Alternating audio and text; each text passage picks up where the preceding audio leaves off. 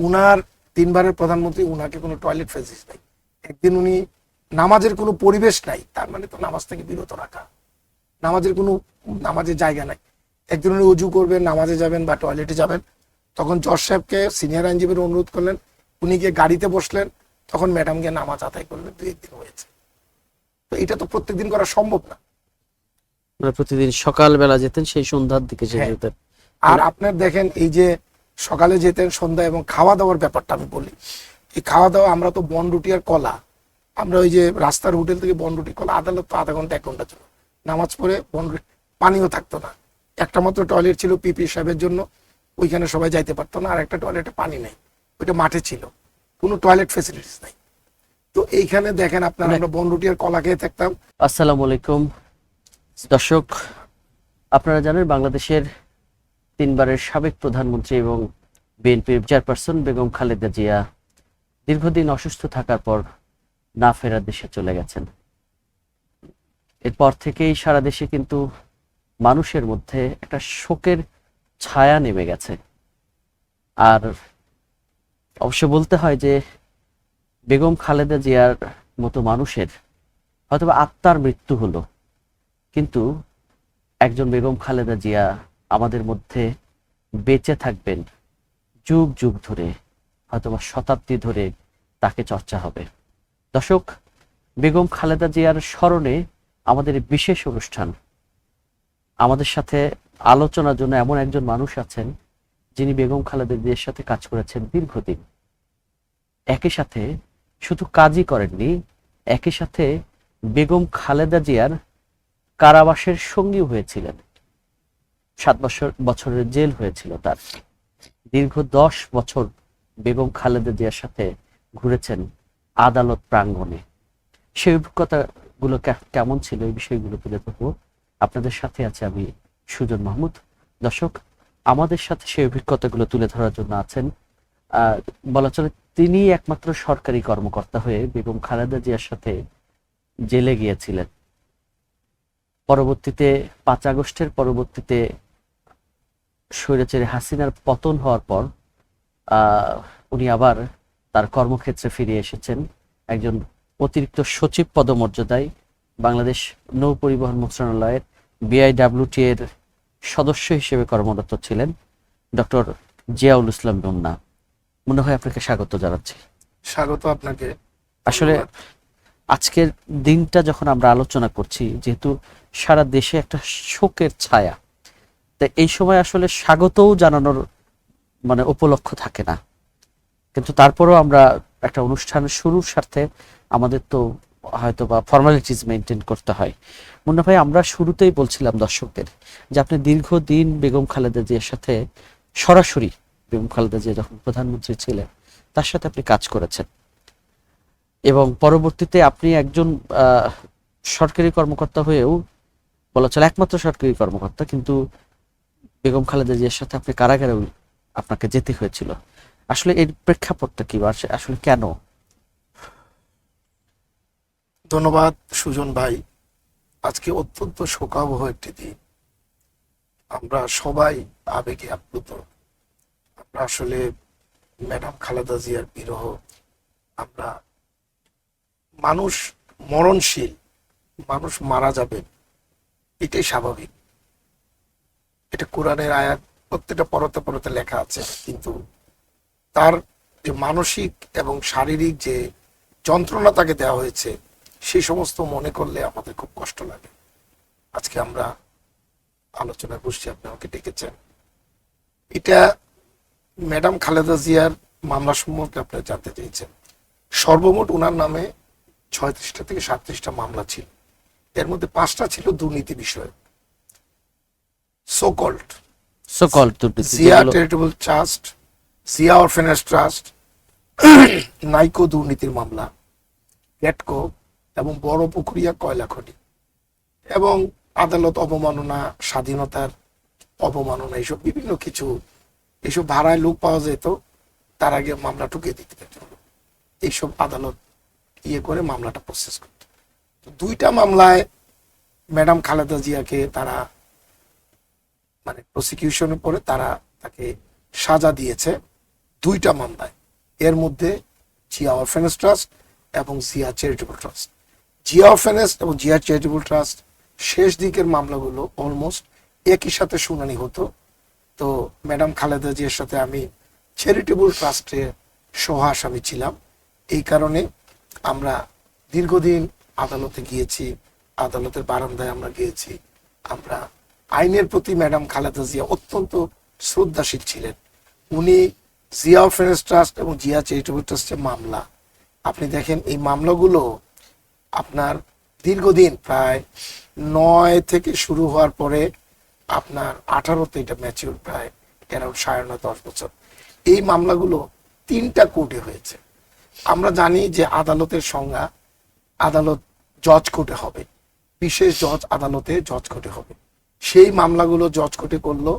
জজ কোর্টে করে যখন তারা একটা অশুভ, তারা একটা ইয়ে করলো উদ্দেশ্য বাস্তবায়নের জন্য, তারা জজ কোর্ট থেকে হঠাৎ নিরাপত্তার অজুহাত দেখিয়ে তারা এটা আনলো আলিয়া মাদ্রাসায়। তো আলিয়া মাদ্রাসায় মামলা কিছুদিন হলো। আলিয়া মাদ্রাসা থেকে এটা আবার আপনার ঢাকা কেন্দ্রীয় কারাগার, যেটা সলিটারি একটা ইউনিট, একা একা নির্জন বাস। বাংলাদেশের ইতিহাসে কুয়েতামানামা বে যে এইগুলা মানে আপনার কারাগার বা এইসব কারাগার সাথে এটা তুলনা করা যায়। একা একজন মানুষ, অনেক ক্ষেত্রে বলে যে সেটার চেয়েও নাকি আরো বেশি আরো ভয়াবহ ছিল। একা একজন ভদ্র মহিলা, প্রায় 73-74 বয়স, ওনার 3বারের প্রধানমন্ত্রী, মানে তখন ছিল 73 এর বয়স। তো তখন তাকে আপনার একটা কারাবাস, নির্জন কারাবাসে থাকে, যেখানে জেলখানা, উপরে তিনি, তার নিচতলায় উনাকে মামলার উনার ইয়ে হয়েছে, ট্রায়াল হয়েছে, শুনানি হয়েছে। তো এই মামলা মূলত এটা ট্রাস্ট অ্যাক্টের মামলা। আমি যেহেতু জিয়া চ্যারিটেবল ট্রাস্ট মামলায়, আমি এটা সম্বন্ধে আপনার কিছু কথা বলবো। 1882 সালের ট্রাস্ট অ্যাক্ট অনুযায়ী এই মামলাটা হয়, কিন্তু ট্রাস্ট অ্যাক্ট না, 1882 সালের ট্রাস্ট অ্যাক্ট অনুযায়ী জিয়া চ্যারিটেবল ট্রাস্ট হয়। কিন্তু এই মামলাটা কিন্তু ট্রাস্ট অ্যাক্টের অধীনে হইতে পারতো। আমি যেটা বলতে চেয়েছি আপনাকে, আসলে এই ট্রাস্ট অ্যাক্টের মাধ্যমে মামলাটা হলে কিছুটা হইতে হইতো, এটা না, এটা ফৌজদারি মামলা দিত, অথচ ট্রাস্টের মামলা, ট্রাস্টের মামলা। এবং ট্রাস্ট অ্যাক্ট এটা একটা আপনার দলের মামলা, দলীয় টাকা, দলের ফান্ড, এবং যার কাছ থেকে উনি জায়গাটা নিয়েছেন 42 কাঠা, এই আপনার নয়াপল্টনের উল্টা দিকে, এই 42 কাঠা জমি উনারই আত্মীয়, আপনার অ্যামনেস্টি ইন্টারন্যাশনালের প্রেসিডেন্ট আইরিন খান, আমাদের তারেক রহমান সাহেবের স্ত্রী জোবাইদা খানম, উনার কাজিন সুরাইয়া খান, অ্যামনেস্টি ইন্টারন্যাশনালের প্রেসিডেন্ট চেয়ারম্যান, উনার মা আইরিন খানের মা সুরাইয়া খান, ম্যাডাম খালেদা জিয়ার উনি বেআইন, পারিবারিক মধ্যে একটা জমি বেচা কেনা হয়েছে। এইটা তো কিভাবে মামলা হয় আপনি বলেন? এবং এই জিয়া চ্যারিটেবল ট্রাস্ট আপনার গঠন করার উদ্দেশ্য হলো যে দলটা একটা ট্রাস্টের মাধ্যমে চলবে, দলের খরচ নির্বাহ হবে দলের প্রয়োজনে, এবং নির্বাচনী ব্যয়ভার, এবং আপনার দরিদ্র জনসাধারণের সাহায্য, যে বন্যার্থদের সাহায্য, যারা গরিব, পড়াশোনা করাতে পারে না তাদেরকে সাহায্য, বিভিন্ন সাহায্যের জন্য, একটা মানে সোশ্যাল ওয়েলফেয়ার বলে, সোশ্যাল ওয়েলফেয়ার ওরিয়েন্টেড, এবং পঙ্গু মুক্তিযোদ্ধা বা মুক্তিযোদ্ধা বিভিন্ন কিছু মানুষের জন্য এই ট্রাস্টটা গঠন করে। এই ট্রাস্টটা গঠন হওয়ার পরে এইটা তো ট্রাস্ট অ্যাক্ট অনুযায়ী মামলা হইতে পারে।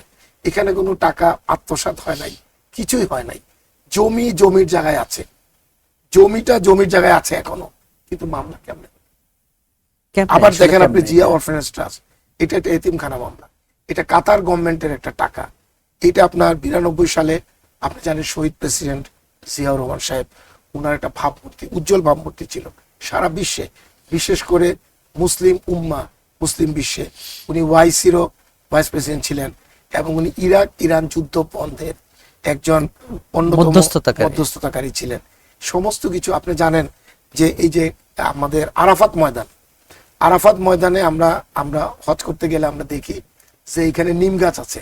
তো ওরা নিম গাছরা সাউদিরা বলে জিয়া ট্রি, তো ওরা বরকাতকে ডি বলে দিয়া ট্রি। তো ওরা ডি, এবং 16তে না 17তে খুতবায় ইমাম সাহেব, ওই যে আপনার নামিরা মসজিদ, যেটা আরাফাতের ময়দানে, জিয়াউর রহমানের নাম উল্লেখ করে 1.5 মিনিটের মতো আপনি উল্লেখ করেছেন। ওই দিনও একজন আলেম সাহেব এটা বললেন, আমি এটা জানি, আবারও শুনলাম যে জিয়াউর রহমান সাহেবের বেস্ট, তাকে যেন আল্লাহ নেন। এই যে জিয়া ট্রিটা কত সুন্দর একটা সুন্দর পরিবেশ এবং এটা ছায়াঘন পরিবেশ। তো এইসব বিভিন্ন কারণে মুসলিম উম্মায় উনার একটা সম্মান আছে। তো কাতার থেকে টাকাগুলো দিল প্রায় 4 কোটি টাকার মতো। এই টাকাটা 2 কোটি টাকা আপনার তৎকালীন যে মুস্তাফিজুর রহমান সাহেব পররাষ্ট্রমন্ত্রী, উনার বাগেরহাটে গেল, উনি একটা ইয়ে কিনলেন। আর একটা জিয়া অরফানেজ ট্রাস্ট হইলো, আরেকটা ট্রাস্ট। এই ট্রাস্টের টাকার জায়গায় আছে। 2 কোটি টাকা এখন সুদে আসলে বেড়ে 8 কোটি টাকা হয়েছে। কিভাবে মামলা হয় আপনি বলেন?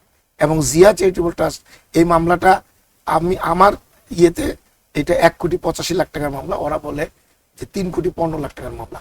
টাকা তো টাকার জায়গায় আছে, এখনো ওই ট্রাস্টে টাকা আছে, বরং এই টাকা আরো বেড়েছে। বেড়েছে। সম্পূর্ণ রাজনৈতিক হিংসা এবং উদ্দেশ্য প্রণোদিত এই মামলাটা। তার মানে তারা সবাই চেয়েছে যে বেগম খালেদা জিয়াকে কোনো না কোনো ভাবে মানসিকভাবে নাজেহাল করতে, এবং এটা মানসিকভাবে নাজেহাল। এবং আপনি দেখেন ফ্যাসিস্ট সরকারের 15 বছর টেনিউর, এই টেনে 14তে তারা 153টা সিট নিয়ে গেল, বিনা ভোটে নির্বাচন। তারপরে আপনি দেখেন 2018-তে আপনার রাতের ভোট, দিনের ভোট রাতে হইল। এবং আপনি দেখেন 18ই ফেব্রুয়ারি 18 সালটা খুব উল্লেখযোগ্য, খুব রিমার্কেবল ইয়ার। এই ইয়ারে উনাকে ইলেকটোরাল প্রসেস থেকে উনাকে বাদ দেওয়ার জন্য তড়িঘড়ি করে উনাকে রায়টা দিল। রায়টা দিয়ে 8ই ফেব্রুয়ারি উনাকে জেলে পাঠানো হলো। জেলে পাঠানো হলো উনাকে দেখেন, আমি আগেও আপনাকে বলেছি যে একটা প্রেসিডেন্ট এরশাদ সাহেবকে যেমন এই জেলখানায় রাখা হয়েছিল গুলশানের একটা পরিত্যক্ত বাসায়, এইভাবে রাখতে পারত, রাখলো না।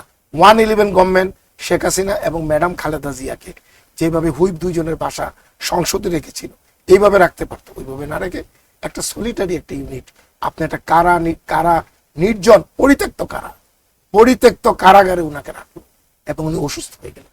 ওইখানে উনাকে পর্যায়ক্রমে উনাকে মানসিকভাবে এবং উনাকে স্লো পয়জনিং করা হয়েছিল। আমরা জানি, বিভিন্ন বিশেষজ্ঞ এবং রাজনৈতিক বিশ্লেষকরা বলেছেন, আমিও জানি। এবং আমরা যখন কেরানীগঞ্জ জেলখানায় ছিলাম, তখন আমাদের যে ডাক্তার ছিলেন 2 জন, তাদের সাথে কথা হইলো। তারা আবার ম্যাডাম খালেদা জিয়ারও ডাক্তার। তারা মাঝে মাঝে বলতেন তারা যে তখন তার যে টয়লেটটা একটা শেষ সাথে টয়লেট, একদিন উনি টয়লেটে যেতে গিয়ে উনি বোধহয় পিছলা খেয়ে পড়ে যাওয়ার উপক্রম হয়েছে। কিন্তু এসব কিন্তু প্রকাশ্যে আনা হয় নাই। ফাতেমা তার সর্বসঙ্গী ছিল, তো ম্যাডাম খালেদা জিয়ার, তো তাকে অনেক টর্চার করা হয়েছে। এবং আপনি দেখেন উনি লিমিটেড খান। আমরা তো জানি 2001 থেকে 2006 আমি প্রাইম মিনিস্টার অফিসে ছিলাম। উনি খাওয়া দাওয়া খুব সীমিত করেন, খুবই সীমিত। কিন্তু সেখানে কি খাওয়া, আপনার জেলখানার মধ্যে খাওয়া, এখানের মধ্যে তার মানসিক অস্থিরতা, মানসিক টেনশন, আরো অনেক কিছু আছে। আপনি দেখেন যে আপনার যে 2018 সালে যখন রায়টা ত্বরান্বিত করার জন্য, এক্সপিডাইট করার জন্য, যখন 8ই ফেব্রুয়ারি রায়টা দিলে, উনি নির্জন কারাবাসে ছিলেন, তো তখন উনি অসুস্থ হয়ে গেলেন। উনাকে 2-1 বার পিজি হসপিটালে স্থানান্তরিত করা হলো। তখন 5ই সেপ্টেম্বরে একটা উল্লেখযোগ্য দিন, আমি আগেও একবার বলেছি, এই দিনে এরা তখন এটা একটা মেটিকুলাস ডিজাইন, একটা পার্ট মেটিকুলাস ডিজাইন, যে ফ্যাসিস্ট গভর্নমেন্টের। উনি প্রতিনিয়ত কথা বলতেন আনিসুল হক আইনমন্ত্রীর সাথে, উনি প্রতিনিয়ত কথা বলতেন তৎকালীন পিপি দুদকের মোশাররফ হোসেন কাজলের সাথে। এবং এটা কিন্তু ভিডিও ভাইরাল হয়েছে, ফাঁস হয়েছে। এবং আমি প্রায় দেখেছি যে আমাদের যে জজ ছিলেন ডক্টর আখতারুজ্জামান 11 ব্যাচের, উনি পরবর্তীতে 2টা রায় দিয়ে উনি পরে বিচারকও হয়েছিলেন। এখন উনি কিন্তু নাই কাজে। তো মানুষ অনেক কিছু চায়, অনেক কিছু করতে চায়। আল্লাহ তাআলা আপনার সূরা কুরআন শরীফে একটা আয়াতে বলেছেন, ওমা কার আল্লাহ আল্লাহু খায়রুল মাকিরিন। সূরা তারিকে আছে, ইন্নাহুম ইয়াকিদুনা ফাইদা ওয়াকিদু কাইদা। মানে ওমা কার আল্লাহ, তোমরা ষড়যন্ত্র করো, আমি কৌশল নির্ধারণ করি। এবং ইন্নাহুম ইয়াকিদুনা কাইদা, এটাও বলছে তোমরা ষড়যন্ত্র করিবে, এবং বলছে আমি ষড়যন্ত্রকারীকে পছন্দ করি না। আপনি দেখেন এই যে মেটিকুলাস ডিজাইন, এই ডিজাইন করে করে আপনি 15 বছর ক্ষমতায় থাকলেন। আজকে আপনি কোথায়? বেগম খালেদা জিয়া আজকে যে গণতন্ত্র, আপনার সাম্য, আপনার শান্তি, আপনার সৌহার্দ্য সবকিছুর প্রতীক। আপনি সংসদীয় গণতন্ত্র পুনঃপ্রতিষ্ঠা করেছিলেন এই বেগম খালেদা জিয়া, এবং উনার স্বামী প্রয়াত প্রেসিডেন্ট জিয়াউর রহমান, উনাকে বলা হয় বহুদলীয় গণতন্ত্রের প্রবক্তা। এবং উনি বহুদলীয় গণতন্ত্র করেছেন দেখে উনি এসে দলটা করতে পারলেন, এবং আসার 13 দিনের মাথায় শহীদ প্রেসিডেন্ট জিয়াউর রহমান মানে অ্যাসাসিনেটেড হয়ে গেলে অ্যাসাসিনেটেড। তো আল্লাহ কিন্তু তার বিচার সঠিক সময়ে সঠিক বিচার করেন। আজকে সবাই দেখছে, তো ভারত থেকে দেখছে, সারা পৃথিবী দেখছে, বাংলাদেশে আমরা দেখছি যে বেগম খালেদা জিয়ার কতটা সম্মান।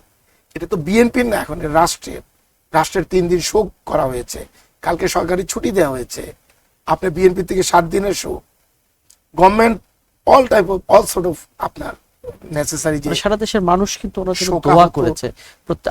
আমরা দেখতাম যে এভারকেয়ার হসপিটালের সামনে প্রচুর মানুষ যেতেন, তারা গিয়ে মানে যারা মানে সমর্থক আছেন, দলীয় সমর্থক অথবা দল করেন না, কিন্তু বেগম খালেদা জিয়াকে পছন্দ করেন, তাকে মন করেন, তারা তার জন্য ওখানে গিয়ে দোয়া করেছেন।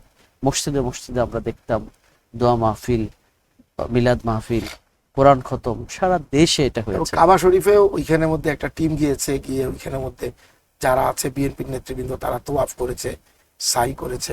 আমিও ব্যক্তিগতভাবে আল্লাহর ইচ্ছা ছাড়া তো কিছু হয় না, আমিও গিয়েছিলাম এই মাসে। আমি 3 তারিখ থেকে 13 তারিখ পর্যন্ত মক্কা শরীফে ছিলাম। আমিও নিজে ব্যক্তিগতভাবে অনেক লোক আমি তো দোয়া করি, যখন আমি শুনছি পাশে বাংলাদেশি লোকজন অনেকে তার জন্য দোয়া করেছে। ভাই একটা বিষয়, আপনারা তো 10 বছরের মতো সময় দীর্ঘদিন একসাথে আদালত চত্বরে আপনারা মানে একই সাথে শুনানিতে অংশ নিয়েছিলেন। তো সেখানে আসলে মানে এটা তো বলাই চলে যে এটা প্রতিহিংসা পরায়ণ হয়ে তাদের মানে ওনার সাথে এই মামলাগুলোতে তাকে আসামি করা হয়েছে, কিন্তু একই সাথে তার সাথে আচরণটা কি করা হয়েছিল ওই সময়? উনি যে সাবেক প্রধানমন্ত্রী ছিলেন, এই ধরনের কোনো সম্মান তাকে দেখানো হয়েছিল কিনা? আপনি দেখেন সেলিয়েন্ট ফিচার্স, আমি কিছু বলি যেটা আমি বলতেছিলাম।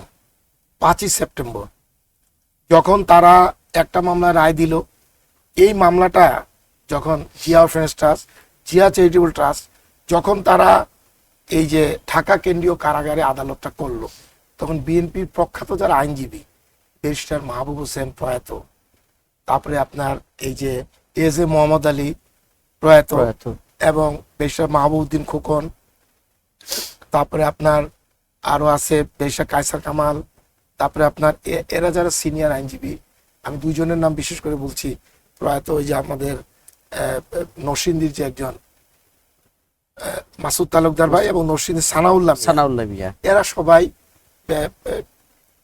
অ্যাডভোকেট মাহবুব হোসেন, এরা সবাই এটা এই আদালতটা বর্জন করলেন। আমরা এই আদালতে করব না, কোনো আইনের মধ্যে নাই তো, কোনো আইন, সংবিধান বলেন, কোনো কিছু বলেন, কোনো গঠনতন্ত্র, কোনো কিছুতে নাই, সিআরপিসি বা কোনো কিছুতে, দেশের কোনো আইনের মধ্যে এটা পড়ে না যে আপনি একটা নির্জন কারাবাসে আপনি এটা করবেন। আপনি দেখেন এটা যখন হইলো তখন ওনারা বর্জন করলেন, কিন্তু পরে আইনজীবীদের সবাই সিদ্ধান্ত হলো যে সানাউল্লাহ মিয়া এবং ব্যারিস্টার মাসুদ তালুকদার যাবেন। তো 5ই সেপ্টেম্বর ওনারা গেলেন, যাওয়ার পর ওনারা বললেন আদালতকে, মাননীয় আদালত, আপনি কার বিচার করবেন? একজন অসুস্থ মানুষকে বিচার করবেন। আগে তো ওনাকে কারা হসপিটালে স্থানান্তর করেন, আগে ওনাকে হসপিটালে স্থানান্তর করে ওনার আগে চিকিৎসা করেন, তারপরে একজন সুস্থ মানুষকে বিচার করেন। আদালত বলল না, আমি অনেক ডেট দিয়েছি, আজকে ওনাকে আসতেই হবে। উনি কারা কর্মকর্তা এবং আইন কর্মকর্তা, তাদেরকে উনি নির্দেশ দিলেন।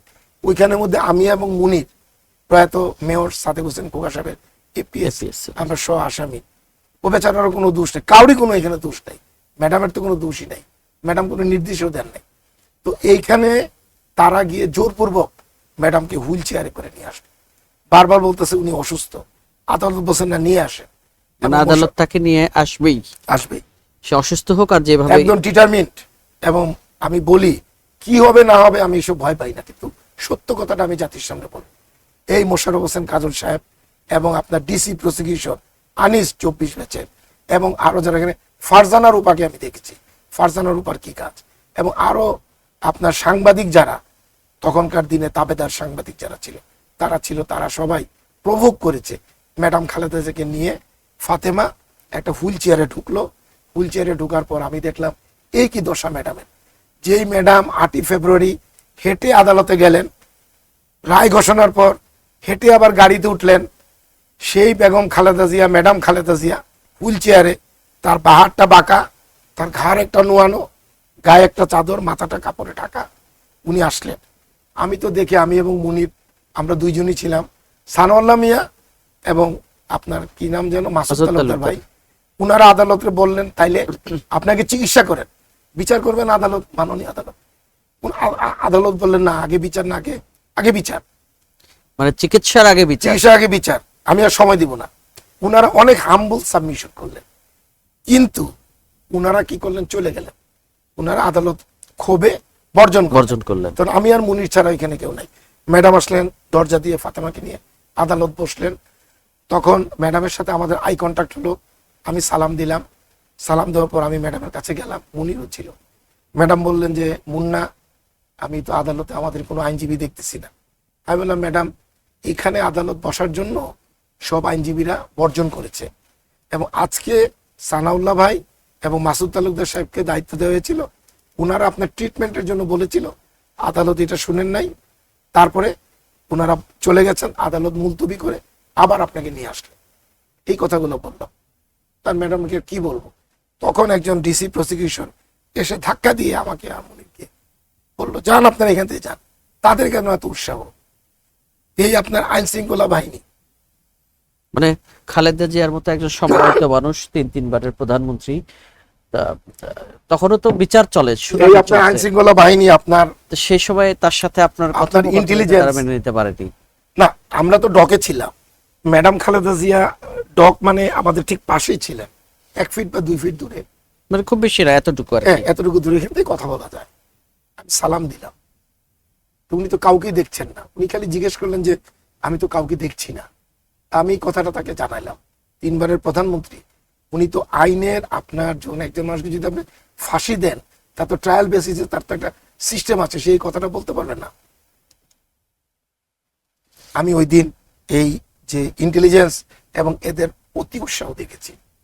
এবং আমি একটা কথা বলি, আমি জানি না এই কথাটা বলা আমার ঠিক হবে কিনা, যে রাজনীতিবিদদের বা রাজনীতিকে যে ইয়ে করার জন্য জুলাই সনদ, শেখ হাসিনা আজকে যে ফ্যাসিস্ট হয়েছে, এই ফ্যাসিস্টের জন্য কিন্তু শেখ হাসিনা একলা দায়ী না।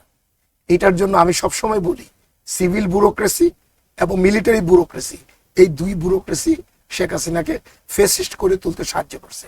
আপনি দেখেন 17 জন 18 জন অফিসার যারা গুম, খুন, নির্যাতন, হত্যা সবকিছুর সাথে জড়িত, এবং এদের বিচার হচ্ছে। আল্লাহ যেন তাদের বিচার করান। এবং আপনি দেখেন যে এই যে সিভিল অফিসাররা, তো এদের কিন্তু কোড অফ কন্ডাক্ট থাকা উচিত। আমাদের কোড অফ কন্ডাক্ট আছে, কিন্তু বিভিন্ন প্রবিধানমালা আছে, বিভিন্ন কিছু আছে, কিন্তু আমরা কয়জন মানি এটা? এই সিভিল অফিসাররা আজকে দেখেন, এরা ফ্যাসিস্ট হাসিনা, উনি বলতেছে আমার সেনাবাহিনীর কর্মকর্তাদেরকে জেলে দিয়েছে, আমার মুখ্য সচিব, সচিবকে জেলে নিয়েছে। কেন উনি দেন নাই? তখনকার যে ক্যাবিনেট সেক্রেটারি আব্দুল হালিম সাহেবের নামে মামলা, আপনার জয়রুল হক স্যার স্বরাষ্ট্র সচিব, উনার নামে মামলা, খন্দকার শহীদুল ইসলাম, উনার নামে মামলা। কার নামে মামলা না? বিজন কান্তি ম্যাডামের অ্যাডভাইজার সচিব, উনার নামে মামলা, সাত্তার সাহেবের নামে মামলা, কর্নেল তহিদের নামে মামলা, অনেক গভর্নমেন্ট অফিসার, বেশি গভর্নমেন্ট মামলা তো হবে। আপনি উদ্দেশ্য প্রণীত মামলা দিয়েছেন, আর এটা তো বিএনপি সরকার মামলা দেয় নাই, মামলা দিয়েছে একটি নিরপেক্ষ আপনার একটা ইন্টারিম গভর্নমেন্ট, তারা বুঝেছে মামলা হচ্ছে। তো এর জন্য আমি বলি যে জুলাই সনদের মধ্যে যেমন বিভিন্ন কিছু বিএনপি তো এটা সিগনেচার করেছে এবং 6টা পয়েন্টের নোট অফ ডিসেন্ট দিয়েছে, তো এইরকম একটা সনদ করা উচিত।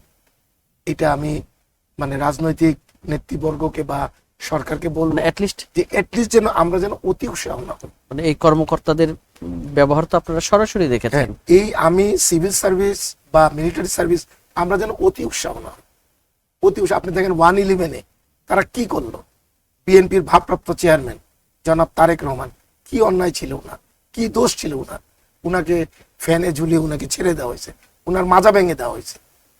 জোর করে ওনাকে সিগনেচার দিয়ে ওনাকে বিদেশ পাঠানো হয়েছে। এবং ম্যাডাম খালেদা জিয়াকে জোর করে পাঠানো হওয়ার জন্য ওনার পুরো জীবনটাই একটা আপনার কি বলে একটা নির্যাতিত এবং পরীক্ষার জীবন, পরীক্ষার জীবন। এবং ইংলিশে একটা কথা আছে, all wealth that ends well, শেষ ভালো তার সব ভালো। সব ভালো তার। আল্লাহ তো এটা বলছেই যে আপনার যে তার শেষটা আজকে কি হচ্ছে। কিন্তু এই যে 5ই আগস্ট তখন ম্যাডাম আসলেন, যেটা বলতেছিলাম আমি, অন্য কথায় চলে গেছি। তো ম্যাডাম বললেন, আদালত শুরু হলো, ম্যাডাম বললেন, মাননীয় আদালত, আপনি একটি ফরমাসি রায় দিয়েছেন, আপনি আরেকটা মামলার বিচার রায়ের দ্বার প্রান্তে, আপনি এটা দেন, আমি খুবই অসুস্থ, দয়া করে আমার চিকিৎসা করেন, আর যদি আপনি চিকিৎসা না করেন আমি আসতে পারবো না, আমাকে আপনি বিরক্ত করবেন না, আপনি রায় ঘোষণা করেন। এটা বেগম খালেদা যে বেগম আদালতকে খালেদা বললেন। এটা আপনি বলেছেন যে তখন এটা বিভিন্ন আলোচিত, তখন উনি চলে গেলেন। তখন আমি মনে করলাম যে এইভাবে তো চলা যায় না, আমার তো জেল হবেই। তখন আমার বিজ্ঞ আইনজীবী, ম্যাডাম খালেদা জিয়ার আইনজীবী প্যানেলের আইনজীবী আমিনুল ইসলাম, উনি ছিলেন।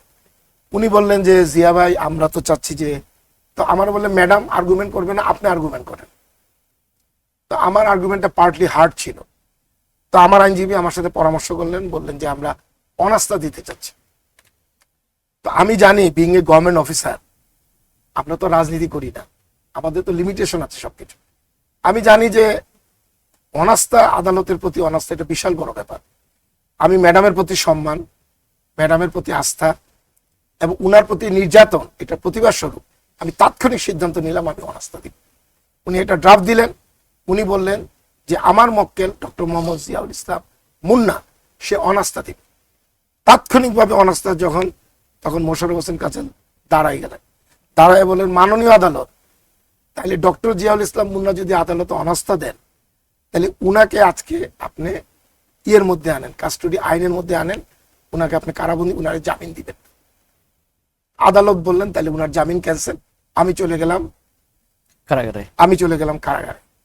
মানে এটা ওই বেগম খালেদা জিয়ার সাথে যে আচরণ করা হয়েছিল এর প্রতিবাদে আপনি অনাস্থা না, ওই দিন তো বেগম খালেদা জিয়া 5ই সেপ্টেম্বর চলে গেলেন, আদালত মুলতবি। তারপরে ডেটটা দিল আপনার 24শে সেপ্টেম্বর। তো 24শে সেপ্টেম্বর আমার উকিলের পরামর্শে আমি অনাস্থা দিলাম। অনাস্থা দেওয়ার পরে অনাস্থা আমিও দিলাম, তারপরে আমাকে আদালত জামিন ক্যান্সেল করে পাঠাই দিল। 30 তারিখ আবার সেপ্টেম্বরে মনিরুল ইসলাম আবার ও বললো আমি অনাস্থা, ওকেও পাঠাই দিল। তারপরে 1 মাস আপনার 10 দিনের মধ্যে 31শে অক্টোবর তড়িঘড়ি করে রায়টা দিল। আপনার রায়টা দিলেন আপনার 7 বছর কারাদণ্ড। আপনি দেখেন দুদক আইন 5-এর 2 ধারা ও প্যানেল কোডের 109 ধারা, এই ধারায় এই মামলার বিচারটা হয়েছে। এবং এই 2 ধারা, এটা সর্বোচ্চ শাস্তি হলো সর্বনিম্ন 2, সর্বোচ্চ 7, এবং আপনি সর্বোচ্চ শাস্তিটা দিলেন, সর্বোচ্চ শাস্তি 7 বছর কারাদণ্ড এবং 7 বছর কারাদণ্ড সশ্রম কারাদণ্ড। আবার তো জরিমানাও, আবার জরিমানাও 10 লক্ষ টাকা। কেন জরিমানা দিব ভাই, আমরা কি করছি? আর ম্যাডাম খালেদা জিয়া, এটা আমি আরো কিছু কথা বলি, আসলে এটা মানে আমার কাছে মনে হয় যে এখন বলা উচিত এই বিষয়গুলো প্রকাশ। আপনি দেখেন এই আমাকে যখন এই আপনার এই মামলার যখন একজন, আমরা শুনছি যে এটা ট্রাস্টি বোর্ডের চেয়ারম্যান ছিলেন বেগম খালেদা জিয়া ম্যাডাম, এবং ট্রাস্টের 2 জন ট্রাস্টি ছিলেন জনাব তারেক রহমান এবং জনাব আরাফাত রহমান কোকো। উনাদের কোনো সিগনেচার পায় নাই, উনাদের সিগনেচার না পেয়ে উনাদের বহু চেষ্টা করেছিল যে উনাদেরকে আসামি করার জন্য, কিন্তু উনাদেরকে কোনো সিগনেচার পায় নাই। ভাগ্য ভালো, এখানে প্রয়াত উনার রাজনৈতিক উপদেষ্টা জনাব হারিস চৌধুরী, ম্যাডাম 1 নাম্বার, আমি 3 নাম্বার, এবং আপনার সাদিক হোসেন খোকা সাহেব, তৎকালীন মাননীয় মেয়র, উনার এপিএস মনিরুল ইসলাম, আমরা 4 জন। তারেক রহমান সাহেবকে কিন্তু মামলাতে ঢোকানোর জন্য কিন্তু চেষ্টা করা হয়েছে। আপনি দেখেন যে এই যে 21শে আগস্ট মামলা, এই মামলায় 21শে আগস্ট যে মামলা, এই মামলায় সাপ্লিমেন্টারি চার্জশিট দিয়ে তারেক রহমানকে ঢোকানো হয়েছে। চার্জশিট হওয়ার পরে সাপ্লিমেন্টারি চার্জশিট দিয়ে তারেক রহমান, হারিস চৌধুরী, বাবর সাহেব এদেরকে ঢোকানো হয়েছে। তো এই মামলাগুলো তো সম্পূর্ণ আদালতে খারিজ হয়ে গেছে। এবং আমাদের যে জিয়া চ্যারিটেবল ট্রাস্ট, আজকে আমি আইন উপদেষ্টা মহোদয় বলতেছিলাম আমার কথাটাই উনি বললেন যে এই মামলাটা সম্পূর্ণ উদ্দেশ্য প্রণোদিত এবং ফেব্রিকেটেড একটি ফরমাশি রায়ের মামলা, এবং যার কোনো যে- ভিত্তিই ছিল যার না। কোনো ভিত্তি নাই। এবং এই মামলাটা হাইকোর্ট খালাস দেওয়ার পর আপিল বিভাগ এই মামলা নিয়ে অনেক কথা বলেছেন হিয়ারিং এ এবং অবজারভেশন দিয়েছেন, এবং আপিল বিভাগ এটা উদ্দেশ্যপ্রণোদিত মামলা, এটাকে সম্পূর্ণ খালাস এবং খারিজ করে দিয়েছে। তার মানে আপনি আপনি তাকে আল্লাহ যদি আপনি যে আয়াতটা বললেন যে দিন শেষে আল্লাহ যদি আপনাকে সম্মানিত করতে চায়, আল্লাহ যদি সম্মানিত করতে চায়, আপনার যত অপকৌশলী করেন সেটা তো টেকে না। কেউ তো করতে পারবে। আপনি দেখেন ওই আপনার এই যে যেটা আমি বলতেছিলাম, যে আমি আরেকটা টক শোতে আসছিলাম আপনার এখানে, তো আমাদের এক ভাই আমাকে প্রশ্ন করলেন যে ম্যাডামকে অনেক তির্যক মন্তব্য করেছেন। এই প্রশ্নটা আমিও করতাম, আচ্ছা, যেহেতু আপনি বলছেন যে আসলে অনেক তির্যক মন্তব্য করতেন, এবং সে সময় বিভিন্ন অনেক বড় বড় মানে মাধ্যমগুলোকে ব্যবহার করে যখন বেগম খালেদা যে অসুস্থ অথবা মানে উনি গুরুতর অসুস্থ, ওই সময় নানাবিধ তির্যক মন্তব্য করা হতো, এবং দেখতাম যে উনি আবার এগুলোর কিন্তু কোনো কাউন্টার দিতেন না। কাউন্টার দিতেন না। আসলে উনি যেমন গণতন্ত্র, শান্তি, সৌম্য, সৌহার্দ্যর প্রতীক ছিলেন, উনি যেন অত্যন্ত সুশীল, স্বল্পভাষী বাট মিষ্টিভাষী। বুঝছি, আমরা তো খুব কাছে থেকে দেখেছি। এবং আমি দেখেন উনি কোনো কথারই কিন্তু উত্তর দেন নাই। আপনি দেখেন সূরা মুলকের একটা আয়াত, 2 নম্বর আয়াত, আল্লাযী খালাকাল মাউতা ওয়াল হায়াতা লিয়াবলুকুম আইয়ুকুম আহসানু আমালা ওয়া হুয়াল আজিজুল গাফুর। এটা বাংলা হলো, আল্লাহ বলছেন যে নিশ্চয়ই আমি জীবন ও মৃত্যু সৃষ্টি করেছি এই জন্য যে তোমাদের মধ্যে আমলের দিকে কে শ্রেষ্ঠ তা নির্ধারণ করার জন্য। তাহলে এই আমলটা কি হবে? আমরা তো তার প্রেরিত বান্দা, নবীর উম্মত। নবীর মাধ্যমে আল্লাহ তাআলা আমাদেরকে আমলগুলো কিন্তু কোরআনে ঠিক করে দিয়েছেন। আপনি আমলগুলা কি, কর্মগুলো আমাদের কি হবে? আল্লাহ বলছেন সূরা মুমিনুন, প্রকৃত মুমিন কারা? 1 নম্বর থেকে 9 নম্বর আয়াতে একটা ব্যাখ্যা আছে। এই ব্যাখ্যাগুলো পড়লে আপনি দেখতে পারবেন প্রকৃত মুমিন কারা। এবং সবচেয়ে ইম্পর্টেন্ট সূরা ফুরকান 63 থেকে 74 নম্বর আয়াতে আল্লাহ বলতেছেন দয়াময়। আল্লাহর একটা নাম, 99 নাম আসমাউল হুসনার মধ্যে একটা রহমান। আল্লাহ বলতেছেন রহমানের বান্দা কারা? যারা বিনীতভাবে মাথা নিচু করে চলে, এবং যারা অজ্ঞরা বা কাউন্টার পার্ট যারা, তারা যদি তাদেরকে অপমান করে বা অন্য কিছু বলে, তারা চুপ করে থাকে এবং শান্তিসূচক ভদ্রতা বজায় রাখে। এটা কি রেশ ধরে আমি আপনাকে আমি শেষ করি, এবং আরো আপনি এটা 63 থেকে 74 নম্বর, এবং তারাই সফল কাম বান্দা, তারাই জান্নাতবাসী, তারাই জান্নাতের নিয়ামত যেটা ভোগ করবে। তাহলে আপনি দেখেন এই আয়াতগুলোর সাথে আমি বেগম খালেদা জিয়ার চরিত্র, আমি নিজে ব্যক্তিগতভাবে আমি কোরআনের এই আয়াতগুলোর সাথে আমি ওনার চরিত্রগুলো মিলাই।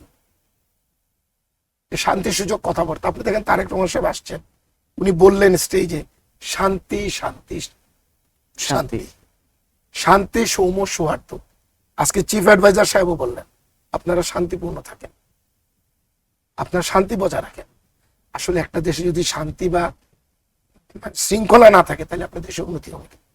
তো এইটার সাথে আমি এটা বলতেছি যে ম্যাডাম, এই আয়াত দুইটার সাথে আমি মিলিয়ে বলি যে উনি একজন সফলকাম নারী। এবং আমরা তো দেখলাম যে মানুষ তাকে কিভাবে ইজ্জত দিল। মানুষ যাদেরকে ইজ্জত দেয়, তাদেরকে আল্লাহর ফেরেশতারা ইজ্জত দেয়, এবং তাদের দোয়ার বরকতে স্বয়ং আল্লাহ তাআলা তাকে পরকালে সম্মানিত করেন।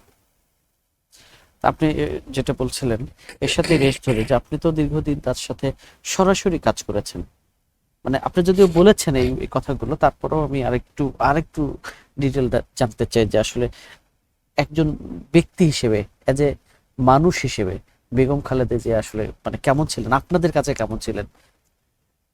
আমি যেটা মনে করি সবচেয়ে বেশি উনি ছিলেন একজন দেশপ্রেমিক, রিয়েল প্যাট্রিয়ট।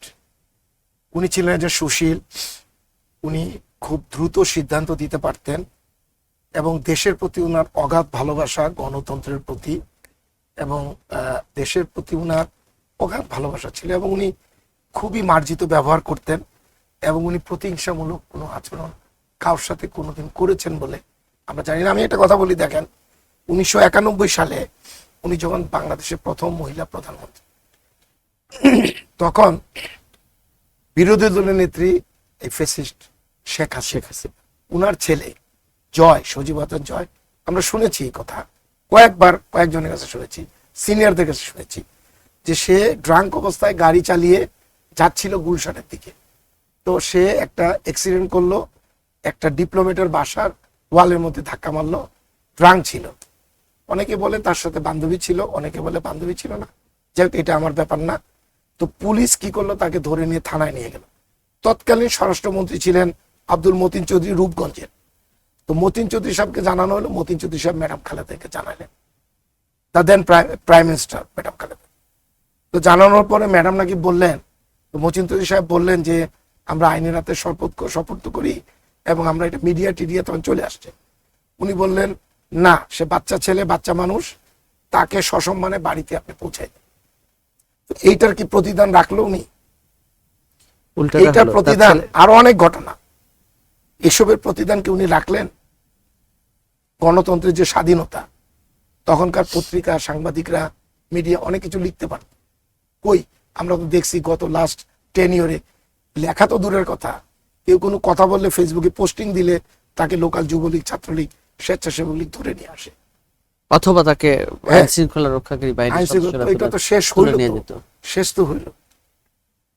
তো আরেকটা কথা আমি বলি, যে আপনি যেটা জানতে চেয়েছিলেন, আমি ওটা ট্র্যাক চেঞ্জ করেছি, যে যখন মামলাটা লস্ট হইলো, তখন ম্যাডামকে দুদক হাজিরা বা কথা বলার জন্য ডাকলো। তো ম্যাডাম গেলেন না, তখন আমি নোটিশ পেলাম। আমি নোটিশ পাওয়ার পরে আমি গেলাম, যাওয়ার পরে তখন যে মামলা দুইটার আয়ও কিন্তু একজন, উনার নাম ছিল মিস্টার হারুনুর রশিদ। উনি ইন্সপেক্টর ছিল, দুর্নীতির দায়ে উনি চাকরিচ্যুত ছিল। আওয়ামী লীগ গভর্নমেন্ট এসে উনাকে চাকরিতে দিয়ে করে এডি করে ডিডি করেছে। তো উনি সেম দুইটা মামলার আয়ও। তো উনি আমাকে বললেন যে স্যার আপনি ইয়ে হন, উনি আমাকে বলতেছেন, উনার বরাত দিয়ে বলতেছি, যে আপনি ইচ্ছা করলে কিন্তু স্যার আপনার একজন অপশন আছে, আপনি যদি সাক্ষী দেন তাহলে আপনি কিন্তু আমরা সাক্ষী করব আমাদের 82 ব্যাচের একজন গভর্নমেন্ট অফিসার, উনার নাম হইল সৈয়দ জগলুল পাশা। উনি তৎকালীন প্রধানমন্ত্রীর সচিব ডক্টর কামাল স্মৃতি হিসাবে পিএস ছিলেন। উনি জিয়া অরফেনেজ ট্রাস্টের আসামি। উনি সাক্ষী হবেন, উনাকে আমরা সাক্ষী বানাইছি, আপনি সাক্ষী দেন। আমি তো মনে করছি সাক্ষী বোধহয় কার, হারিস চৌধুরী এগেনস্টে, বলে কার এগেনস্টে, বলে যে ম্যাডাম হচ্ছে না, সাক্ষী তো আমি মিথ্যা সাক্ষী দিতে পারবো না ভাই, আমি কি যতটুকু ধর্ম জানি, যেটা আমার দুনিয়াও শেষ, আখিরাতও শেষ, আমি সাক্ষী দিতে পারবো না। বেগম খালেদা জিয়ার পক্ষে তো সাক্ষী দেওয়া কোনো, উনি তো ডাইরেক্ট আমাকে নির্দেশ দেন নাই। আমাকে হারিস চৌধুরী সাহেব, যেটা আমি বলতেছিলাম কিছু স্ট্যাটিস্টিক্স আমি আপনাকে দেই, এটা দরকার পড়বে না, এটা দরকার। এটা তো 1882 সালে এই ট্রাস্ট একটা হয়েছে। তো এটা 1979 সালে বিএনপির একটা ধানমন্ডিতে অ্যাকাউন্ট ছিল, বিএনপি অফিস ছিল ধানমন্ডিতে, 6,18,00,000 টাকা। এই 6,18,00,000 টাকা ওই অ্যাকাউন্টে ছিল। এইটা ফান্ড ছিল, আপনার ফান্ডটা একটা ইয়ে ছিলেন, আপনার সিগনেটরি ছিলেন তারেক রহমান সাহেব এবং আব্দুল মান্নান ভূঁইয়া, আরেকটার ছিলেন আমাদের এই যে তৎকালীন বিমান মন্ত্রী আব্দুল মান্নান এবং শামসুল ইসলাম। তো ম্যাডাম খালেদা জিয়ার সাথে এই ট্রাস্ট বিষয়ে কথাগুলো বলতেন মেইনলি রাজনৈতিক সচিব হারিস চৌধুরী, ঢাকার প্রয়াত মেয়র সাদিক হোসেন খোকা এবং কর্নেল আকবর সাহেব, ওনারা ডিল করতেন। তো আমাকে হারিস চৌধুরী সাহেব নির্দেশ দিলেন যে এই 6,18,00,000 টাকার ট্রাস্ট, আমি এই 4 জন সিগনেচার নিয়ে পে অর্ডার করে এটা জমা দিয়েছি। আমি আপনার জিয়া চ্যারিটেবল ট্রাস্টের একটা ফান্ড প্রাইম মিনিস্টার অফিসের প্রেমিসেসের মধ্যে এটা জমা দিলাম। জমা দেওয়ার পরে আরো কিছু আপনার 55 লক্ষ টাকা হারিস চৌধুরী সাহেব, সাদিক হোসেন খোকা, উনারা মাঝে মাঝে দলীয় অফিসে বসতেন। উনি ছিলেন ঢাকা অভিভুক্ত মহানগরীর প্রেসিডেন্ট খোকা সাহেব এবং মেয়র, হারিস চৌধুরী সাহেব রাজনৈতিক সচিব এবং প্লাস আপনার জয়েন্ট সেক্রেটারি। ওনারা বসতেন ওইখানে, ভালোবেসে দলীয় নেতা কর্মীরা কিছু টাকা, কেউ 50,000, কেউ 1 লক্ষ, কেউ 2 লক্ষ, এইরকম টাকা, 1000 কোটি টাকা কেউ দেয় নাই। দলীয় ফান্ডে যে আমরা দেখছি কত ব্যাংকের মালিকরা হাজার কোটি টাকা, কেউ দেয় নাই। তো এই ফান্ডগুলো দিয়ে 55 লক্ষ টাকা এই ফান্ডে এসে জমা হইলো। তাহলে ওই 6,18,00,000 টাকা, 18 লক্ষ টাকা আর 55 লক্ষ টাকা আর 27 লক্ষ টাকা আপনার পেইন স্লিপে কেউ কেউ এসে আপনার যারা ধরেন অমুক বিএনপির প্রেসিডেন্ট, সেক্রেটারি বা যারা বিএনকে ভালোবাসে তারা জমা দিল, মানে পেইন স্লিপে মানে জমা দিল পেইন স্লিপে। আমি সিগনেচার গুলা করলাম। তো আপনি বলতে পারেন আপনি সিগনেচার করলেন কেমন? কেন? 3 বারের প্রধানমন্ত্রী, ইলেক্টেড প্রধানমন্ত্রী, আপনার 2/3 মেজরিটিতে, ব্রুট মেজরিটি নিয়ে একজন নির্বাচিত প্রধানমন্ত্রী, তার অ্যাকাউন্ট, তার নামে অ্যাকাউন্ট মাননীয় প্রধানমন্ত্রীর নামে, প্রধানমন্ত্রী প্রিমিসেসে ম্যানেজার সাহেব বললেন আপনি সই করেন, আমি সই করে জমা দিলাম। এবং টাকাটা যখন এই 6,18,00,000 আর 55 লক্ষ আর এই 27 লক্ষ, এই 7 কোটি সামথিং, তো এই টাকাটা যখন হলো, কথাবার্তা হলো, ওই আইরিন খানের মা সুরাইয়া খানম, উনার বেআই, ম্যাডামের বেআইন, কথাবার্তা হলো, এই উনি একটা চেক দিলেন, 2টা চেক দিলেন। এই চেক নিয়ে আমাকে হারিচৌধুরী সাহেব বললেন তুমি এই চেকটা পে অর্ডার করে তুমি এটা সুরাইয়া খানমের বাসায় পৌঁছায় দিয়ে আসো। আরে বাবা, এটা তো আমরাই যাব। আমি উনার পার্সোনাল পেস, উনার পলিটিক্যাল সেক্রেটারি ছিল, উনার সাথে আমি কাজ করতাম অ্যাটাচমেন্টে। তো আমি তো যাব। আমি গেলাম, যাওয়ার পর ম্যানেজার সাহেব আমারে বললেন, ডিজিএম ছিলেন প্রাইম মিনিস্টার অফিসে, বললো ভাই আপনি একটা সিগনেচার দেন চেকের পিছনে। তো আমার সাথে প্রয়াত মেয়র খোকা সাহেব ছিলেন। তো আমি তো আর খোকা সাহেব বলতে পারি না স্যার আপনি সিগনেচার দেন। আমি সিগনেচার দিলাম, 2টা সিগনেচার দিলাম এবং পে অর্ডার ফর্মটা সই করলাম, সিগনেচার করলাম, এই আমি আসামি হয়ে গেলাম। তো এটা তো আমি সিগনেচার করব। আমার উকিল ডেসপারেটলি জিজ্ঞেস করছে, ক্যাটাগরিক্যালি জিজ্ঞেস করেছে যে আইওজে তাকে, যে বেগম খালেদা জিয়া, ম্যাডাম বেগম খালেদা জিয়া, হারিস চৌধুরী সাহেব, জিয়াউল ইসলাম মুন্না এবং মনিরুল ইসলাম, এরা কি কোথা থেকে চাঁদা দিয়ে বা কোনো থেকে জোর উদ্দেশ্যে প্রলোভন দেখিয়ে ধমক দিয়ে টাকা কালেকশন করছে, এমন কোন উদাহরণ আপনার আছে? বলছে না, এমন কোন উদাহরণ নাই, তারা এমন কিছু করে নাই। তাইলে এটা তো নোটেড আছে, এটা তো আপনি যদি আদালত থেকে ডকুমেন্ট আনেন, এইসব ডকুমেন্ট তো অ্যাপিল বিভাগ দেখছে, হায়ার কোর্ট দেখছে যে এইসব কোনো চাঁদাবাজি হয় নাই, পার্টি ফান্ড। তাহলে কিভাবে মামলা হয়, কিভাবে আপনার 7 বছর জেল হয় আপনি বলেন? তারপরে আপনি অরফানেজ ট্রাস্টে আপনি দেখেন, এইখানে অরফানেজ ট্রাস্টে উনাকে সাজা দিল 5 বছর। এই সাজাকে রিভাইজ করে আবার এটা 10 বছর করা হইলো। আছে কোন ইতিহাস? মানে তার সাথে একটা মানে চরম মাপের একটা হিংসাত্মক মনোভাবের মানে বহিঃপ্রকাশ এখানে দেখানো হয়েছে। এখন আপনি বলতে পারেন কেন হিংসাত্মক? আপনি দেখেন, ও তার আগে বলে নেই যে এই যে আপনার দেখেন দুদক আইন 2004-এর যে 29-এর গ ধারা, এটা একটা আইন আছে 29-এর গ ধারা, দুদক আইন। এইটা ধারা হলো মিথ্যা সাক্ষী যদি কেউ দেয়, তাইলে তার কি বিচার হবে। এটা কিন্তু আমি মানে বিএনপির নেতৃবৃন্দ প্লাস সরকারের কাছে অনুরোধ করব যে এই মিথ্যা সাক্ষী যারা দিয়েছে তাদের সব ডকুমেন্টারি, ব্যাংক অফিসাররা ডকুমেন্ট দিয়েছে, সাক্ষী দিয়েছে, আয়ু দিয়েছে, তাদের বিচার করতে হবে। এবং আইনের এটা বিধান আছে বিচার করা, আইনের কিন্তু এটা কিন্তু বিধান আছে। তো যাই হোক, এটা একটু বিচার করতে হবে। 2 নাম্বার হলো, তখন আমাকে উনি বলল যে ওই যে আপনার হারুনুর রশিদ যে আপনি সাক্ষী দেন, আমি ডিনাই করলাম। তখন আমাকে তারা আসামি করল। এবং আপনি দেখেন United states human rights report, এটা সারা ওয়ার্ল্ডের যেখানে আমাদের ডেমোক্রেসি নাই, গণতন্ত্র নাই, হিউম্যানিটেরিয়ান গ্রাউন্ড যেখানে দুর্বল, তারা রিপোর্ট দেয়। আমি নিজে পড়েছি, আপনি দেখতে পারেন 2021-এর যে বা 2020-এর 2019-এর যে হিউম্যান রাইটস রিপোর্ট গুলা, এটা প্যারাওয়াইজ ক্যাটাগরিক্যালি বেগম খালেদা জিয়ার নামে আপনি 2020 এবং 21-এ, এরা 2020-এ বোধহয় 9 নম্বর পৃষ্ঠায় একটা প্যারা আছে, সম্পূর্ণ ইলেকটোরাল প্রসেস থেকে, এটা তো আর আমরা বিএনপি বলে নাই, এটা সম্পূর্ণ ইলেকটোরাল প্রসেস থেকে তাকে দূরে রাখার জন্য এই রায়টা করা হয়েছে তড়িঘড়ি করে। এবং এই যে এমবেজনমেন্ট, যেটা অর্থ আত্মসাৎ, এটা মিথ্যা, এটা হিউম্যান রাইটস রিপোর্ট। এবং একই কথা অনুবৃত্তি কমে সাপ্লিমেন্টারি আপনার ইয়েতে আসছে পরের। মনে হয় আমরা শেষের দিকে এসেছি আলোচনার। আপনার কাছ থেকে একটা বিষয় একটু জানার আছে। যখন ম্যাডাম খালেদা জিয়াকে, যখন বেগম খালেদা জিয়াকে যখন আদালত চত্বরে নিয়ে যাওয়া হতো বা আদালতে উঠানো হতো, তো সেখানে উনি একজন বয়স্ক নারী, তার সাথে আপনি বলছিলেন যে আসলে কর্মকর্তা কর্মচারীদের আচরণ ছিল খুব রূঢ়, কিন্তু সেখানকার পরিবেশটাও আসলে হয়তো বা খুব রূঢ় ছিল। আমরা এর আগে আপনার মুখ থেকে শুনেছিলাম বা বিভিন্ন জায়গায় শুনেছিলাম যে আসলে সেখানে উনি নামাজ পড়তে দেয়া হতো না, সারা দিন রাখা হতো, সকাল থেকে সারা দিন রাখা আপনি হতো। দেখেন এই যে এই অভিজ্ঞতাটা ওই একটু কথা বলি, আপনি লাস্টের দিনে আপনি দেখেন সপ্তাহে 4 দিন কোর্ট বসতো, কোনো কোনো সপ্তাহে 3 দিন, তড়িঘড়ি করে মামলাটা এক প্রকারের রায়টা আমার দিতে হবে। তো এটা সকাল 10টার সময় বা 11টার সময় কোর্ট বসতো এবং বিকাল 5টার সময়। ওইখানে কোনো টয়লেট ফেসিলিটিস নাই আলিয়া মাদ্রাসা, কোনো টয়লেট ফেসিলিটি নেই। আপনি কোর্ট দেন 1 ঘন্টা 1.5 ঘন্টার জন্য, তারা কোর্ট দিল কি সকাল 10টা 11টা থেকে বিকাল 5টা। কোথায় লাঞ্চ করবে? একটা টয়লেট ফেসিলিটি নাই। যে ভদ্র মহিলা, বয়স্ক একজন মহিলা, উনি 3বারের প্রধানমন্ত্রী, উনার 3বারের প্রধানমন্ত্রী, উনাকে কোনো টয়লেট ফেসিলিটি নাই।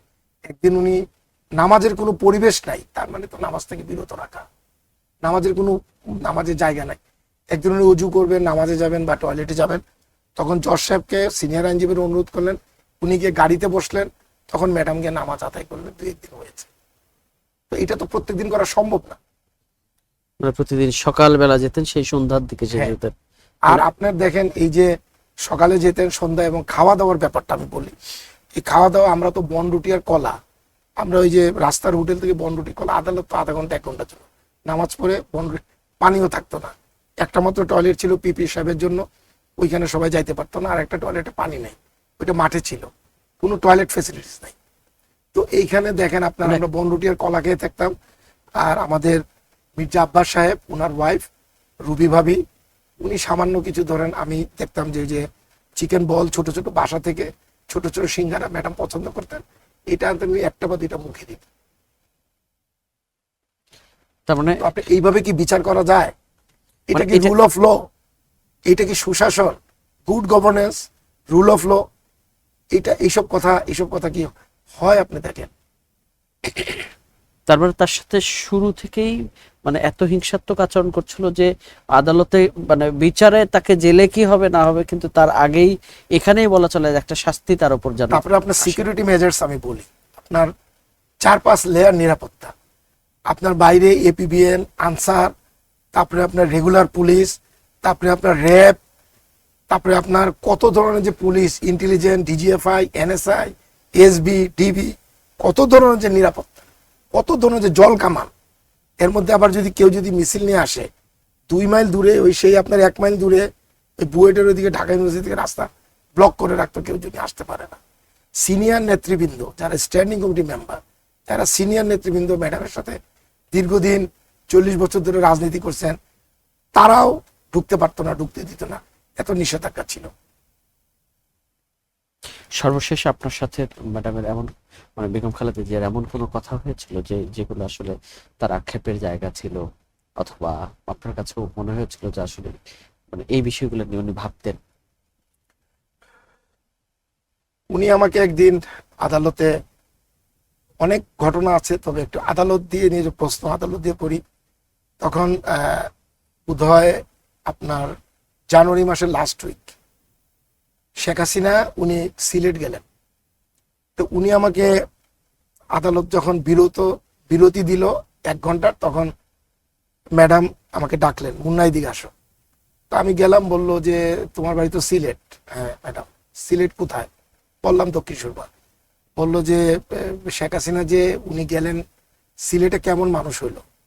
আমি বললাম ম্যাডাম বেশি মানুষ হয় নাই, তুমি কেমনে জানলা? আমি বললাম ম্যাডাম আমার আত্মীয় স্বজনেরা বলছে মানে বেশি মানুষ হয় না। তো আমাকে উনি বললেন যে আমি গেলে কেমন হবে? আমি বলছি, আপনি গেলে ম্যাডাম নিশ্চয়ই মানুষ হবে বেশি, অনেক মানুষ হবে। বলো তুমি মহাসচিব সাহেবকে একটু আমার সালাম দাও। তা আমি মহাসচিব সাহেবকে বললাম যে উনি দূরে বসা ছিলেন, ম্যাডাম আপনাকে সালাম দিয়েছেন। শিমুল বিশ্বাস ভাই ছিলেন, উনি আসলেন, ম্যাডামের সিকিউরিটি সবাই ছিল। তো উনি বললেন যে আমি একটু সিলেট যেতে চাই। তো লাস্ট সিলেট যেতে চাই, সম্ভবত 2 ফেব্রুয়ারি 2018-তে, সেই দিন ছিল ম্যাডামের সিলেট সফর। উনি সিলেট যাবেন, উনি বললেন সিলেটে অ্যারেঞ্জ করো। তো সিলেটে উনি অ্যারেঞ্জ করলেন, উনি গেলেন, মাজার জিয়ারত করলেন, সিলেটে একটা বক্তব্য দিলেন। কিন্তু ওই দিন যে উপচে পড়া ভিড় ছিল, মানুষ তো, রাস্তাঘাট তো বন্ধ ছিলই পুরা সিলেট শহর, মানুষের বারান্দা, মানুষের ছাদ থেকে, সব থেকে উনি আসছেন। এবং উনি কিন্তু এত মানুষে মানুষ। তো এইটাই আমি যে ম্যাডামকে বলেছিলাম যে ম্যাডাম আপনার মানুষ অনেক হবে ম্যাডাম, আমার বাড়ি সিলেট, আমি আপনাকে বললাম, আমার কথা যে উনি গেছেন তা না, কিন্তু উনিও তো যাওয়ার প্ল্যান নিয়ে আমার বাড়ি সিলেট আমাকে জিজ্ঞেস করেছেন যে কেমন মানুষ হবে। তা আমি আল্লাহর কাছে শুকরিয়া করলাম যে এত মানুষ হইলো সেখানে। তার মানে মানুষের ভালোবাসার প্রতি উনি কাঙ্গাল ছিলেন। মানুষের ভালোবাসা, এবং উনি তো মানুষের ভালোবাসার মধ্যে কাঙ্গাল। এবং উনি তো বিভিন্ন ভাষণেও বলেছেন যে আমি আল্লাহ, আজকে সারাদিন টিভিতে এটা পাওয়া যায়, আমি আল্লাহর কাছে বিচার দিলাম, কার কাছে বিচার দিব? উনাকে দেখেন জোরপূর্বক বাড়ি থেকে উনাকে 40 বছরের সংসার উড়া ফার্নিচার টার্নিচার বের করে দিয়ে উনার নামে আজে বাজে মিথ্যা কথা বলে উনাকে বের করে দেওয়া হলো। উনার ছোট ছেলে আরাফাত রহমান কোকো মানসিক যন্ত্রণায়, উনি এই ছেলেটা কোকো সাহেব মারা গেলেন, উনি কিভাবে কানলেন, উনি বললেন যে আমি আল্লাহর কাছে, আল্লাহ বিচারটা শুনেছেন। এবং আল্লাহর বিচার ওই যে আমি বললাম ওমাকার আল্লাহ আল্লাহ খায়রুল মাকিরিন, আল্লাহর বিচারই শেষ বিচার। এবং যারা মিথ্যা সাক্ষী দিয়েছে, মিথ্যা বিচার দিয়েছে, মিথ্যা করেছে, এবং আপনার আদালতে জানেন যা বলিব সত্য বলিব, আল্লাহর নামে শপথ করলাম। আল্লাহর নামে শপথ দিয়ে, এটা সূরা আল ইমরানে আছে বোধহয় একটা আয়াত, যে আমার নামে যারা শপথ নিয়ে মিথ্যা সাক্ষ্য দিবে তাদেরকে আমি কিয়ামতের দিন না আমি তাদেরকে পরিশুদ্ধ করব, না তাদের দিকে তাকাবো, জান্নাতে প্রবেশ তো দূরের কথা, পরিশুদ্ধ করবেন না, উনি তাকাবেন না। বিচার তো আমিও দেখবো না, আপনিও দেখবেন না, আমরাও সেখানে বিচারের কাঠগড়ায় থাকবো। এইসব ইনশাল্লাহ হবে একদিন। মনু ভাই, আপনাকে অসংখ্য ধন্যবাদ জানাচ্ছি। আসলে একজন খালেদা জিয়া, যার হয়তোবা আমরা শুধুমাত্র এই আধা ঘন্টায় বা 1 ঘন্টায় তার বিষয়ে, তার স্যাক্রিফাইসের কথা বলে, বা তার দৃঢ়চিত্তের কথা বলে, অথবা তার আহ, যে শালীনতা বা তার যে সুশীলতা, এগুলোর কথা বলে হয়তোবা এত অল্প সময়ে আমরা শেষ করতে পারবো না। তার যে আহ, একটা অনাড়ম্বর জীবন, তার দীর্ঘদিনের রাজনৈতিক কেরিয়ার এবং ব্যক্তি জীবন, সবকিছু মিলে আসলে মানে এটা বলা চলে যে এটা একটা মহাকাব্যের মতো। জি, উনি আসলেন, মানে একজন খালেদা জিয়া বলা চলে মানে যুগে যুগে আসে না, আমরা এটা আমাদের সৌভাগ্য যে উনি ওনার মতো একজন অভিভাবক বাংলাদেশ পেয়েছিল। আবার দুর্ভাগ্য যে আরো বেশি দিন পাওয়া থেকে বঞ্চিত হলাম আমরা। তো সবকিছু মিলে আমরা এখন খোদার কাছে, আল্লাহর কাছে আমাদের একটাই প্রার্থনা, আল্লাহ ওনাকে বেহেশত নসিব করবেন এবং সর্বোচ্চ বেহেশতের সর্বোচ্চ আরেকটা কথা মাকামে। আরেকটা কথা আমরা একদম শেষ করতে যাচ্ছি। আমি যেটা বলতে চাচ্ছি যে হ্যাঁ, আজকে আমরা খুব শোকাবহ, এবং ম্যাডাম খালেদা জিয়ার যে জিয়াউর রহমান সাহেব এবং খালেদা জিয়া ওনাদের পরিবারের যে ওনারা তো স্বাধীনতা সার্বভৌমত্ব প্রতীক, এবং বাংলাদেশের পুরো বাংলাদেশের স্বাধীনতার সাথে ওনারা সবকিছুর সাথে, গণতন্ত্রের সাথে ওনারা জড়িত। এবং আরেকটা কথা বলবো, আমরা আল্লাহর কাছে কায়মানুভাবে দোয়া করি আল্লাহ যেন ওনাদেরকে বেহেশতের যেমন সর্বোচ্চ মাকাম যেটা জান্নাতুল ফেরদৌস সেখানে দান করেন। আরেকটা কথা আমার সবসময় মনে হয়, আল্লাহ তাআলা কোরআন শরীফের একটা আয়াত, ওয়ালা নুযিকুন্নাহুম মিনাল আযাবিল আদনা দুনাল আযাবিল আকবর লাআল্লাহুম ইয়ারজিউন। মানে আল্লাহ বলছেন আমি তোমাদেরকে মানে মহাকালের শাস্তি দেওয়ার আগে এই দুনিয়াতে ছোট ছোট শাস্তি, এটা আযাবিল আদনা, ছোট ছোট শাস্তি, আর আযাবিল আকবর হলো মহাকালের শাস্তি আমি দেই। এটা আল্লাহর বাণী, এবং যারা এইটা শাস্তি পায় এবং তারা ঠিক মতো চলে তারাই সফল কাম। এটার সাথে আমি মিলাই কিন্তু ম্যাডাম খালেদা জিয়ার জীবন।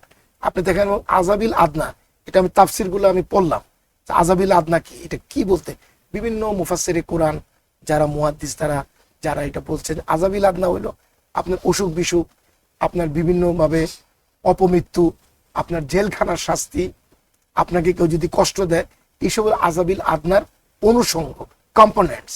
তো আমি তো সেইটার সাথে মিলাই যে আমি তোমাদেরকে ওয়ালা নুযিকুন্নাহুম আযাবিল আদনা দুনাল আযাবিল আকবার লাআল্লাহুম ইয়ারজিউন, যেন তোমরা ফিরে আসো, যেন তোমরা সফল কাম। আল্লাহ তার ছোট ছোট যে শাস্তি, সব শাস্তিগুলো দিয়ে শেষ করেছেন। যেতে হবে, আমি নামাজ পড়ি বা না পড়ি, আমি মানে একটা রূপক বললাম, আমার কিন্তু জানাজা হবে, সবার কিন্তু জানাজা হয়, তো শাস্তি হবে। আমরা যারা বিশ্বাসী, আমরা যে আল্লাহকে তো না দেখে বিশ্বাস করি, তো এটা হবেই। আমরা কোরআন খানি করি, দোয়া করি, আল্লাহ ছাড়া তো কোনো গতি নাই। তো আল্লাহর ইচ্ছা ছাড়া কিন্তু এই সরকারের পতনটা হয় নাই। মানুষের কষ্ট ছিল, সার্থক হয়েছে, আল্লাহ চেয়েছেন তাই হয়েছে। এবং আল্লাহ চেয়েছেন তাকে সর্বোচ্চ সম্মানিত করতে। সর্বোচ্চ সম্মানিত দুনিয়াতে করে দেখিয়ে দিয়েছেন যে আমার সম্মানিত বান্দা আমি আমার কাছে নিয়ে গেলাম, আদর করে স্নেহ করে, এই বান্দাকে বা এই বান্দিকে আমি কিভাবে রাখবো। জি। হয়তো আপনার সাথে আমার দেখা হবে না, কিন্তু উইল মিট ইনশাল্লাহ আফটার আওয়ার ডেথ। তো ধন্যবাদ আপনাকে, ধন্যবাদ দেওয়ারও কিছু নাই। আমরা দোয়া করি জিয়া পরিবারের জন্য, বাংলাদেশের সমস্ত মানুষের জন্য, দেশটা যেন সুন্দরভাবে শান্তিতে গণতন্ত্র উত্তরণের পথে দেশ যাচ্ছে। এই দেশে সবাই বলছেন যে ম্যাডাম খালেদা জিয়া শান্তি ঐক্যের প্রতীক, এই ঐক্যটা থাকলে আরো ভালো হতো। তা আমরাও আশা করব যে আসলে এই ঐক্যটা সামনে প্রতিষ্ঠিত হোক। একই সাথে বেগম খালেদা জিয়া যে পরিবার, শোক সন্তপ্ত পরিবার, এই শোক সন্তপ্ত পরিবারকে এই শোক সহ্য করার মতো ক্ষমতা আল্লাহ দেন। আমিন। ধন্যবাদ আপনাকে। ধন্যবাদ আপনাকে, ধন্যবাদ প্রিয় দর্শকবৃন্দ এবং কলাকুশলী যারা আছেন, আপনাদেরকে অশেষ ধন্যবাদ। দর্শক, আপনাদেরও ধন্যবাদ জানাচ্ছি এতক্ষণ আমাদের সাথে থাকার জন্য। দেখা হবে আগামী পর্বে।